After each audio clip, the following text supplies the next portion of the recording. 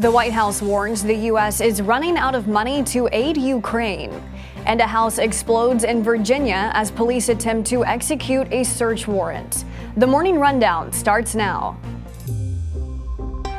From the Straight Arrow News Studio, bringing the stories that matter to you from across the United States and around the world.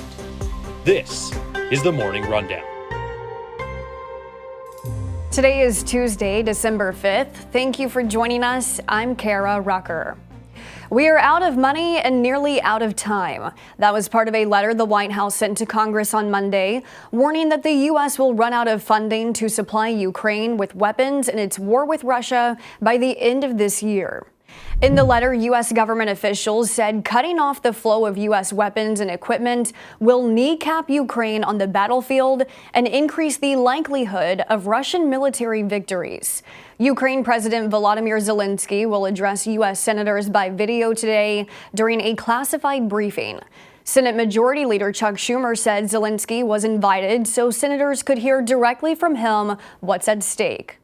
The Biden administration is urging Congress to approve a nearly $106 billion funding package that includes aid for Ukraine and Israel. Republicans on Capitol Hill, including House Speaker Mike Johnson, say they will only consider additional funding if there are changes to the U.S.-Mexico border policy. Over the weekend, however, border talks between Senate Republicans and Democrats fell through. Our Lauren Taylor has a full report on those developments now on SAN.com. The Israeli army has begun its operations in southern Gaza. The New York Times analyzed satellite imagery of Israel's movements. The Times reports Israeli forces are approaching the largest city in the south, where Israeli officials believe Hamas leaders have been stationed since leaving the northern section. Images show dozens of armored vehicles positioned in the south amid activity that closely resembled how the Israel Defense Forces operated in northern Gaza. Israeli officials have said in recent days that they will expand their operations all over the Gaza Strip. The United Nations Office for Humanitarian Affairs said between Sunday and Monday afternoon, Gaza has seen some of the heaviest shelling since Israel began its strikes on Hamas following the October 7th terror attack. U.S. National Security Advisor Jake Sullivan said it was too soon to know if Israel was making more targeted strikes in Gaza to limit civilian casualties. Now, as you noted, they have actually taken the quite unusual step for a modern military and identified precisely the area that they intend to have ground maneuver. And they have asked the people in that area to move out. In response to the evacuation orders, Thomas White, the Gaza director of the United Nations Agency for Palestinian Refugees, saying this morning on X that neighborhoods in Gaza with over 600,000 people have been ordered to move. White saying this could double the number of displaced people heading to the city of Rafah, something he says the city would not be able to cope with. The White House is condemning a protest outside a falafel restaurant in Philadelphia, whose owner is Jewish and Israeli. White House officials calling the protest anti-Semitic and completely unjustifiable.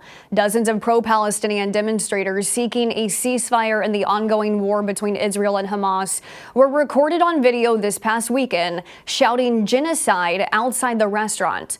Pennsylvania Governor Josh Shapiro called it a blatant act of anti-Semitism and not a peaceful protest. Shapiro said a restaurant was targeted and mobbed because its owner is Jewish and Israeli. This hate and bigotry is reminiscent of a dark time in history. The owners of the restaurant have declined to comment as of yet. The mayor of Philadelphia said the city is investigating. An explosion destroyed a home and sent shockwaves through a neighborhood in Arlington, Virginia, as police attempted to serve a search warrant on Monday night, and it was all caught on video.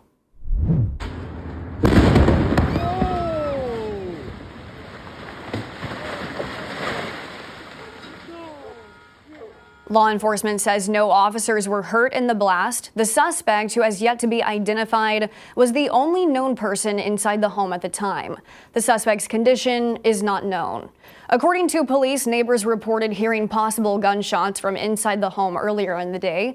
Police arrived on the scene around 4:25 p.m. local time and determined the suspect had shot a flare gun 30 to 40 times from inside the home. A standoff ensued, with police saying the suspect fired several rounds from an apparent firearm. Nearly 4 hours after the start of the incident, officers tried to make contact with the suspect when the blast occurred.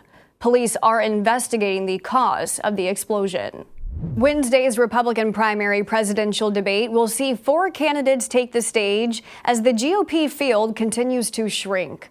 Florida Governor Ron DeSantis, former UN Ambassador Nikki Haley, entrepreneur Vivek Ramaswamy, and former New Jersey Governor Chris Christie have all qualified for the 4th primary debate, the Republican National Committee announced on Monday.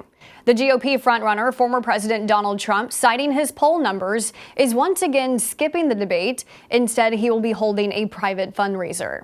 Tonight, Trump will appear at a town hall on Fox News. North Dakota Governor Doug Burgum, who did not qualify for the last debate, suspended his campaign hours before the RNC's announcement. Wednesday's debate in Alabama is hosted by News Nation. Finally this morning, New York City says it expects to welcome nearly 7 million tourists during the holiday season, which means a lot of hotel rooms will be booked.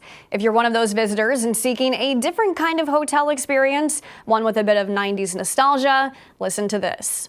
The Plaza Hotel is offering a Home Alone 2 Fun in New York package, which allows guests to experience some of the movie's most iconic scenes. The package includes a 4-hour limo ride around the Big Apple, while visiting locations from the movie, including Central Park, the Empire State Building, and Radio City Music Hall. Guests will also get to eat like the character Kevin does in the film, dining on a large cheese pizza and a 16-scoop ice cream sundae. Those who book the package can also celebrate Home Alone star Macaulay Culkin, who just received his star on the Hollywood Walk of Fame last week. These are your top stories for this Tuesday. You can now connect with the Morning Rundown in a variety of ways, including subscribing to our podcast or signing up for our newsletter. Just go to san.com/rundown for more details. We'll see you back here tomorrow. Until then, I'm Kara Rucker. Have a great day.